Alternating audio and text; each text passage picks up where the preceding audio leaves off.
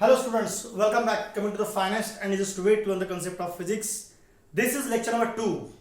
Lecture number 1 में हम लोगों ने देखा था कुछ basic concepts, linear motion, angular motion, periodic motion और ऑसिलेटरी वाइब्रेटरी मोशन. बच्चों लेक्चर नंबर 2 में हम लोग देखने वाले हैं सबसे पहले कि सिंपल हार्मोनिक मोशन क्या होता है. अभी ध्यान से देखो कि मोशन तो समझ गया, सिंपल है बड़ा, और हार्मोनिक का मीन मतलब क्या होता है. Harmonic means what. मैथमेटिक्स के अंदर हार्मोनिक फंक्शंस हुआ करते हैं. कौन से हैं? साइन और कॉस. तो साइन कॉस ये क्या है? हार्मोनिक फंक्शंस है, इसीलिए इसको क्या बोलते हैं? Simple harmonic motion. मतलब यहां से भविष्य में जितने भी इक्वेशंस आएंगे इसमें, तो उस इक्वेशंस में साइन कॉस कहीं ना कहीं आएगा, है ना. तो such type of motion is called as what? Simple harmonic motion. हमें सबसे पहले इसका डिफाइन स्टडी करना है कि सिंपल हार्मोनिक मोशन क्या होता है. The oscillatory periodic motion. Motion तो कैसा है? ऑसिलेटरी है ना, टू एंड फ्रो मोशन है ना. पीरियोडिक भी है क्योंकि same set of movements again cover in equal period of time, है ना. तो oscillatory periodic motion in which every particle of the oscillating body moves. कैसा मूव रहा है?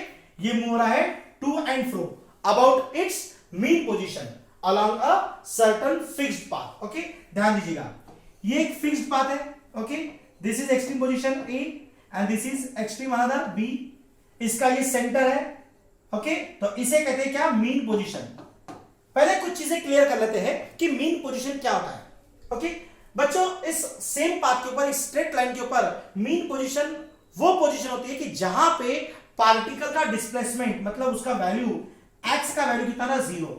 ओके, तो very simple definition. Mean position, the displacement eight which, okay, ऐसा point कि जहां पे डिस्प्लेसमेंट कितना है? 0 है. तो उस पॉइंट को क्या कहते हैं बच्चों? Mean position. बच्चों ये होती है extreme position. This is positive extreme position, this is negative. Okay, extreme position किसको बोलते हैं? कि जहां पे the displacement of the particle is maximum from the mean position. Mean position से पार्टिकल का डिस्प्लेसमेंट मैक्सिमम, वो पॉइंट मतलब क्या होता है? Extreme position. ओके, तो यहां पे पार्टिकल मीन से एक्सट्रीम, एक्सट्रीम से मीन, मीन से ये वाला एक्सट्रीम, एक्सट्रीम से मीन, वापस ऐसे ही सेम सेट लेता रहेगा. Such type of motion is called as what? Oscillatory motion. The oscillatory periodic motion in which every particle oscillates, oscillating body moves to and fro about its mean position along a fixed path. उसे कहते हैं बच्चों क्या? Simple harmonic motion. बच्चों इसके बाद में next point, if the path followed by the particles in simple harmonic motion is a straight line. मैंने आपको अभी बताया था डायग्राम में कि वो स्ट्रेट लाइन के ऊपर वो पार्टिकल अपना पाथ फॉलो करेगा. the motion is said to be what? linear simple harmonic motion. वो जो अभी मैंने डायग्राम ड्रॉ किया था, ये स्ट्रेट पाथ के ऊपर यहां पे पार्टिकल जो अपना मोशन ट्रैवल करेगा, ये इसे कहते हैं क्या? Linear simple harmonic motion. If the path followed by the particles in simple harmonic motion, ये कैसा है? स्ट्रेट लाइन पाथ है, is said to be what? Linear simple harmonic motion. बच्चों अब ये तो क्या लीनियर सिंपल हार्मोनिक मोशन, इसमें एक और कंसेप्ट है कि एंगुलर सिंपल हार्मोनिक मोशन क्या है. If the path followed by the particles in simple harmonic motion is an arc of a circle, अगर वो arc of a circle के फॉर्म में है तो हम उसे क्या कहते हैं? Angular simple harmonic motion. So these are the basics related with simple harmonic motion. यहां पे हमने कवर किया simple harmonic की डेफिनेशन, यहां हमने कवर किया linear simple harmonic motion, और यहां हमने कवर किया तीसरे पॉइंट में angular simple harmonic motion. तो once again I will repeat कि if the path followed by the particles in simple harmonic motion is an arc of a circle, so it is said to be what? Angular simple harmonic motion. Now बच्चों next concept है period of periodic motion.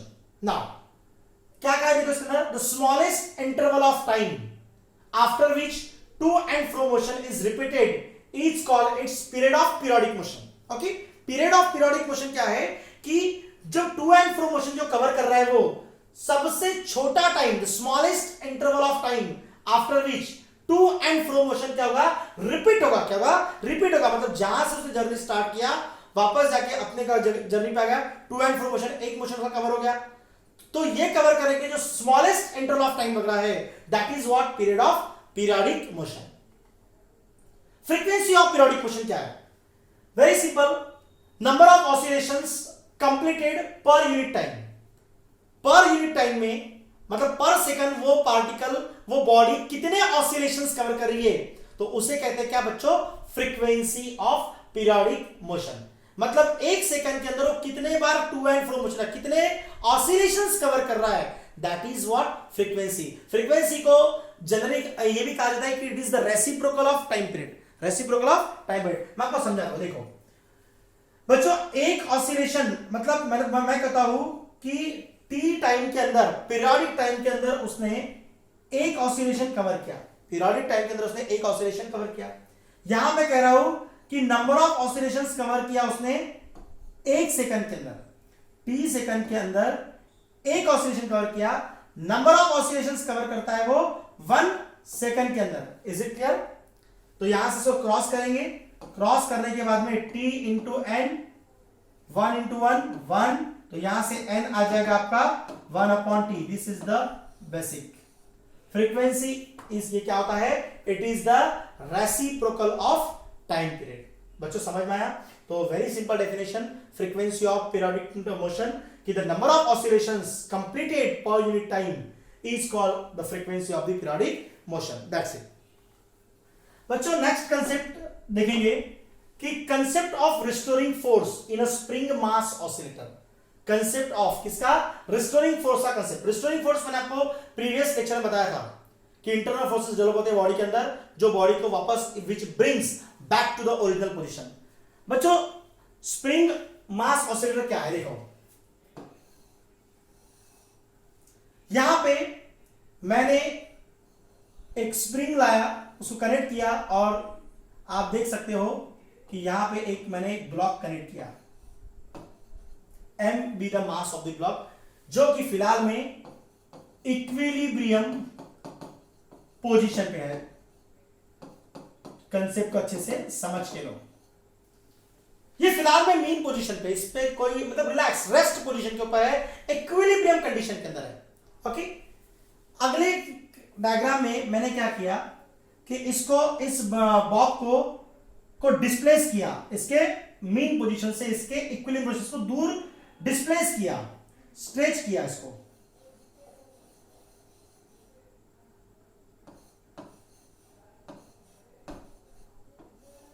Displacement हुआ right side में, तो इसका हमेशा force किधर आएगा, towards the mean position, towards the mean position.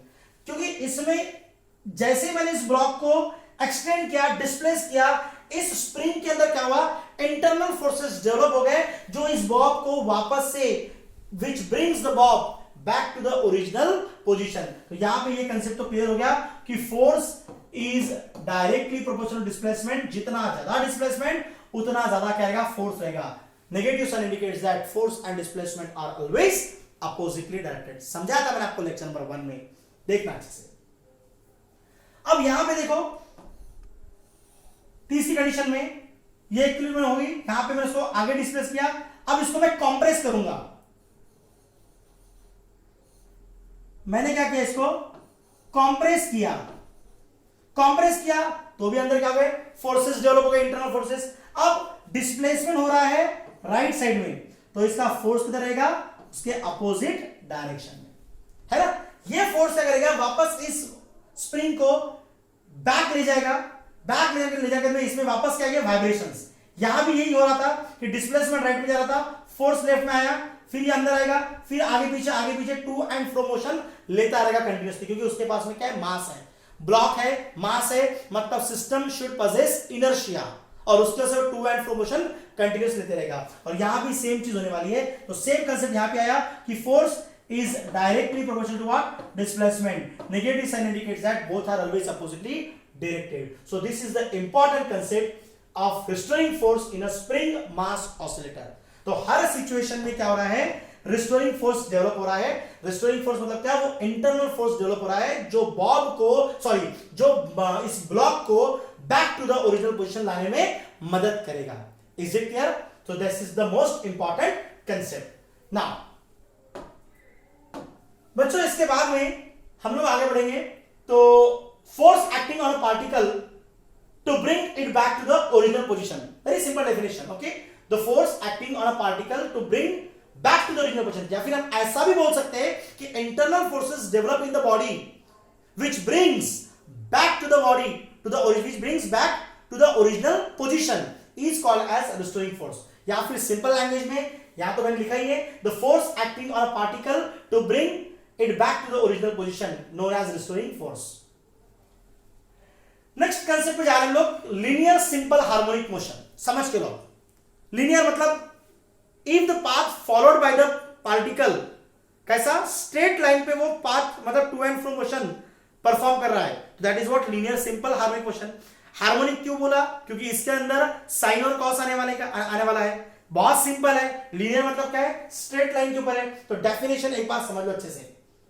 Linear simple harmonic motion is defined as the linear periodic motion of a body जिसके अंदर क्या होने वाला है, देखो फोर्स या फिर एक्सेलरेशन, एक ही बात है, फोर्स और acceleration is always directed towards the mean position और उसका मैग्नीट्यूड है is proportional to displacement from the mean position. समझा रहा हूं, देखो ये लीनियर है, स्ट्रेट पाथ है, okay, this is mean position, okay, this is extreme position and this is extreme position, okay. ये इसको मैं पार्टिकल बोल देता हूं, ठीक है, और ये मेरा मीन पोजीशन, ओके, जहां पे एक्स का वैल्यू कितना है फिलहाल में 0। इसको यहां से मैंने डिस्प्लेस किया राइट साइड में, एक्स इतना क्या हुआ, डिस्प्लेसमेंट हुआ, एक्सट्रीम पे आया, इसका फोर्स किधर रहेगा? Towards the mean position. ये मुझे आपको बार बार रिपीट नहीं करना है क्योंकि आपने पहले वीडियो देखा है तो ये सारी चीजें आपको क्लियर हो गई। क्योंकि डिस्प्लेसमेंट आगे जाएगा तो इसका फोर्स किधर रहेगा? Towards the mean position. Force मतलब क्या होता है? Mass into acceleration. फोर्स अगर टुवर्ड्स द मीन पोजीशन है तो डेफिनेटली बच्चों एक्सेलरेशन किधर रहेगा? Towards the mean position. समझ रहा क्या? जितना ज्यादा डिस्प्लेसमेंट रहेगा फोर्स की मैग्नीट्यूड भी उतनी ही तेज रहेगी। जितना ज्यादा मैं रबर को स्ट्रेच करूंगा और दूर जाऊंगा छोड़ूंगा वो उतने ही जोर से लगने वाला है क्योंकि उसका फोर्स उसका एक्सेलरेशन बहुत ज्यादा रहेगा। मतलब इट इज डायरेक्टली प्रोपोर्शनल। तो force is directly proportional to x. Negative sign indicates that both are always oppositely directed. तो हो गया कंसेप्ट क्लियर कि लीनियर एक्सेलरेशन क्या है कि फोर्स और acceleration is always directed towards the, किधर आ रहा है ये? टुवर्ड्स द, ये कौन सी पोजीशन है? Towards the mean position, towards the mean position. And its magnitude, और उसका जो मैग्नीट्यूड है is proportional to what? Displacement. ये जो मैग्नीट्यूड है फोर्स का it is proportional to what? Displacement from the mean position. Concept clear हुआ? बार बार देखने का वीडियो को बैक करके सारी चीजें अच्छे से क्लियर होने वाली है ना। बच्चों अब बात करेंगे कंप्लीट ऑसिलेशन किसको बोलते हैं। एक ऑसिलेशन कंप्लीट कब होता है? अगर पार्टिकल अपनी जर्नी मीन से स्टार्ट करता है, एक्सट्रीम से वापस मीन से इधर वाला एक्सट्रीम से मीन, तो उसका एक ऑसिलेशन कंप्लीट हो गया। भाई साहब उसने जर्नी मीन से स्टार्ट की थी, ओके। अब अगर मान लो जर्नी वो कोई एक्सट्रीम से स्टार्ट करेगा, चाहे पॉजिटिव चाहे नेगेटिव, जहां से जर्नी स्टार्ट कर रहा है वहीं पे जर्नी वापस से खत्म होने को ना। आप घर से निकले सीधा स्ट्रेट लाइन में स्क्वायर पे आए, फिर स्क्वायर से वापस घर में आए, ओके, आपका एक ऑसिलेशन कंप्लीट हो गया। स्ट्रेट लाइन की बात करो, ठीक है। Now complete oscillation, a complete oscillation is when the object goes from one extreme to other and back to the original position, initial position. Very simple. एक एक्सट्रीम से उसने अपनी जर्नी को स्टार्ट किया था, object goes from one extreme, एक extreme से start किया, पूरा घूम के वापस अपने इनिशियल पोजीशन पे आ गया, तो उसे कहते हैं बच्चों क्या? Complete oscillation. That's it. Conditions required for SHM, okay. Now most important पहली कंडीशन क्या है? देखो, oscillation of the particle is always about a fixed point. Most important, मतलब SHM perform, SHM simple harmonic motion, SHM perform करने के लिए क्या क्या conditions required है? पहली condition, oscillation of the particle is always about a fixed point. Fixed point के about ही उसका oscillation होने को ना, ये condition बहुत important है। Fixed point मतलब समझ गया ना आपको? ये क्या है? That is the fixed point, that is the mean position. ये fixed point है, यहां मीन से एक्सट्रीम, एक्सट्रीम से मीन से extreme, about a fixed point ही इसने क्या करने को ना? ऑसिलेट होने को, ओके, जो कि पहली condition. Number 2, the net force और acceleration is always directed to the fixed point. अगर यहां से डिस्प्लेसमेंट राइट साइड में गया x, तो यहां से इसका फोर्स किधर रहेगा, towards the mean position. Force बोलो या फिर भाई साहब एक्सेलरेशन बोलो, बात एक ही है, ओके। ये किधर रहेगा, towards the mean position. The net force और acceleration is always directed towards the fixed point. तीसरी कंडीशन क्या है, देख सकते हैं। The particle comes back to the fixed point due to restoring force। भाई यहां से मीन से एक्सट्रीम अगर चला गया ये पार्टिकल, तो यहां पे अगर इसको छोड़ दिया मतलब यहां पे इसको रिस्टोर कर दिया, छोड़ दिया, तो इसका रिस्टोरिंग फोर्स किधर रहेगा, वापस इस फिक्स्ड पॉइंट की तरफ फिरेगा, मतलब इस मीन पोजीशन की तरफ फिरेगा। The particles come back to the fixed point due to what, restoring force, okay. That's the most important concept. Now बच्चों, हार्मोनिक ऑसिलेशंस किसको कहते हैं, ओके।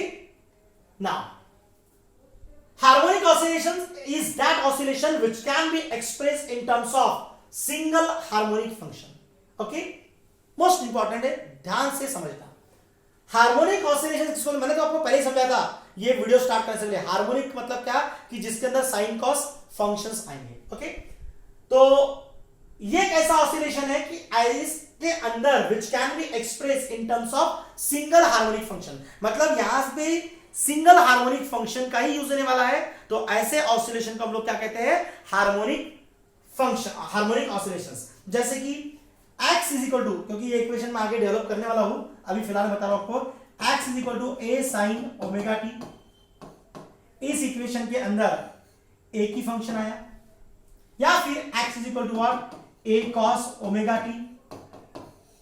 इस इक्वेशन के अंदर a की फंक्शन आया। जहां पे सिंगल फंक्शन आता है, harmonic oscillation is that oscillation which can be expressed in terms of single, जहां पे एक ही फंक्शन आएगा, हम उसे क्या कहते हैं बच्चों, हार्मोनिक फंक्शंस। अब ये इक्वेशंस बोलेंगे आप, सर आपने एकदम कहां से लाए, तो ये इक्वेशंस आगे डेवलप होंगे, आपको समझ में आ जाएगा, ठीक है। नाउ आने वाले सारे वीडियोस देखना, ये चीजें क्लियर होने वाली है। बच्चों नॉन हार्मोनिक क्या होता है, नॉन हार्मोनिक मतलब जिसमें एक नहीं ज्यादा फंक्शंस आएंगे harmonic. Non harmonic oscillation is that oscillation which can not be expressed in terms of single harmonic function. वो सिंगल हार्मोनिक फंक्शन में एक्सप्रेस नहीं होता है, उन्हें कहा जाता है क्या, non harmonic oscillation. It may be the combination of two और मोर हार्मोनिक फंक्शन, वो दो या दो से ज्यादा फंक्शंस उसके अंदर होते हैं। Example, x is equal to a sin omega t plus b sin square omega t। तो ऐसा अगर रहा तो इसे कहते हैं क्या, नॉन हार्मोनिक ऑसिलेशन। इसके अंदर दो हार्मोनिक फंक्शंस यूज हो गए, है ना। It may be the combination of two harmonic functions, so this is what, non harmonic function. अगर सिंगल होता था x is equal to a sin omega t, तो हमने इसको क्या बोला, हार्मोनिक ऑसिलेशन। लेकिन ये वाला क्या है, ये वाला है नॉन हार्मोनिक ऑसिलेशन। बच्चों इसके बाद में differential equation of linear SHM. अब हम इस चैप्टर के मुख्य द्वार पर आ चुके हैं कि जहां पे हमें स्टडी करना है डिफरेंशियल इक्वेशन किसका, linear simple harmonic motion. Linear तो समझा दिया, स्ट्रेट पाथ है। सिंपल हार्मोनिक मोशन आपको एसएचएम पता ही है, हमें इसका डिफरेंशियल इक्वेशन ऑब्टेन करना है। डिफरेंशियल इक्वेशन ये वर्ड आपने मैथमेटिक्स में बिल्कुल सुना होगा कि जहां पे d to the power d2x upon dt square वो जिस फॉर्म में होता है उसको हम लोग क्या बोलते हैं, डिफरेंशियल इक्वेशन। तो उसी फॉर्मेट के अंदर हमको इसको एक्सप्रेस करना, तो यहां से हमारा मैथमेटिकल एरिया स्टार्ट हो रहा है और हम इसको सॉल्व कर रहे हैं। हमको यहां पे डेवलप करना है लीनियर एसएचएम का डिफरेंशियल इक्वेशन। तो यहां पे ये जब डेरिवेशन स्टार्ट करेंगे तो पहला कंडीशन बहुत इंपॉर्टेंट है, force is directly proportional to displacement. भूलना नहीं कभी भी, जितना ज्यादा डिस्प्लेसमेंट उतना ज्यादा force. Negative sign indicates that both are always oppositely directed. बस इसको सॉल्व करना है, यहां से हम स्टेप बाय स्टेप आगे बढ़ेंगे, डिफरेंशियल इक्वेशन को हम लोग तैयार कर लेंगे, ठीक है ना। Therefore, F is equal to minus kx. Here k is what? K is what? Constant. That is the force constant. Okay. So F is equal to what? Minus kx. बच्चों मुझे F पहले से पता है, छोटी क्लासेस में पता है, फोर्स क्या होता है, mass into acceleration is equal to क्या है ये, माइनस के x.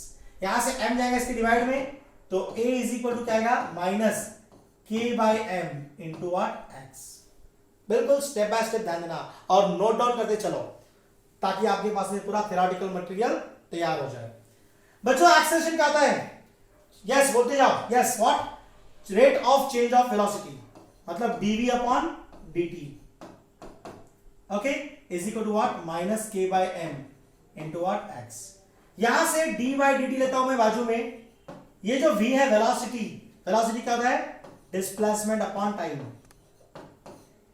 Is equal to what, minus. अब बच्चों ये k बाई एम को लिखते हैं omega square, that is what, constant. हर बुक में, हर किताब में ये लिखा है माइनस के by m is what, omega square into what, x. इसको मिक्स कर दिया, d by d t into of dx by dt, क्या हो जाएगा ये, d into dx, what we gate, ये हो जाएगा d2x upon dt into dt हो जाएगा dt स्क्वायर, और माइनस ओमेगा स्क्वायर आएगा इधर, तो omega square x is equal to what, 0। Okay, और आप देख सकते हो यहां पे, इसको मैं हाईलाइट कर दूंगा इस पोर्शन को, this is the differential equation of linear simple harmonic motion. बिल्कुल इसको याद कर लो, बहुत काम आने वाला equation, d2x upon dt square plus omega square x is equal to what, 0. This is the differential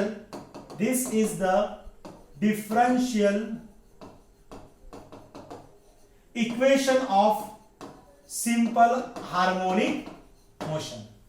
बच्चों समझ में आया, that's the most important concept. Okay, note down कर लीजिएगा। Now